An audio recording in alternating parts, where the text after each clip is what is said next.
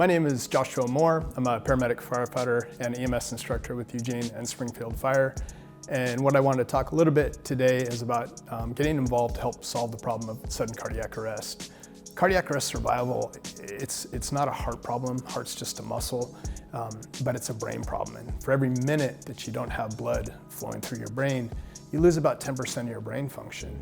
And so if communities are dependent on their EMS system to be able to save people from cardiac arrest, it's very difficult for the EMS provider to respond from their station, get in their apparatus, drive to the location, get their gear out, and then render aid quickly enough before 40 or 50% tissue death has happened to the brain cells. So it's really important that the public can recognize cardiac arrest and be willing to act. Really why I care so much about this is that my wife's best friend since she was a little girl, her dad died from sudden cardiac arrest, and it was a witnessed arrest, but people really mistook it as a seizure, and the agonal respirations they mistook as normal breathing.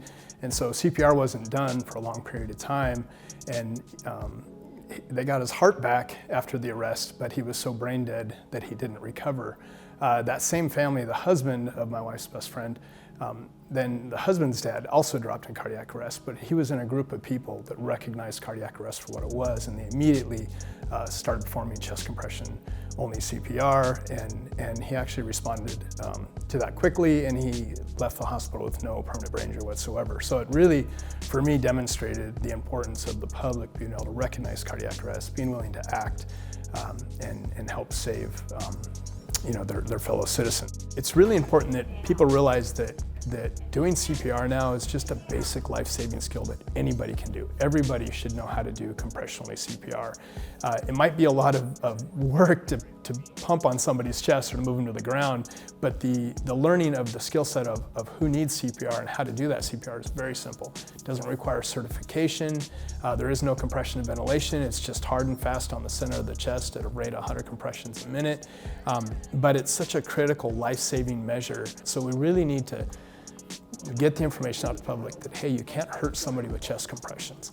We know this from a study called the DART study in Seattle that looked at many patients that got chest compressions. They weren't in cardiac arrest, and what they found is that you can't hurt somebody with chest compressions. A chest compression is no different than cracking your knuckles or taking a deep breath. In the study, they only found 2 cases of broken ribs in 1,700 people. But people don't die from broken ribs, but they do die from lack of blood flow through their brain. What we're asking for is that everybody starts getting involved. One of the things we have to do is create heart-safe campuses in our schools. So we need champions within a school district to say, hey, we would like to have a cardiac arrest response plan. We're going to host a cardiac arrest drill. We're going to make sure there's an AED on scene, that we have some staff trained in CPR, and then we're going to train our students in compression-only CPR. Number one reason people collapse is still adult cardiac arrest, sudden cardiac arrest, and to recognize that and to know how to do compression-only CPR, to know you don't have to be certified, that you can send somebody to get that AED. It's just a simple skill that really everybody in our community should know, and we are happy to help train you if you're interested.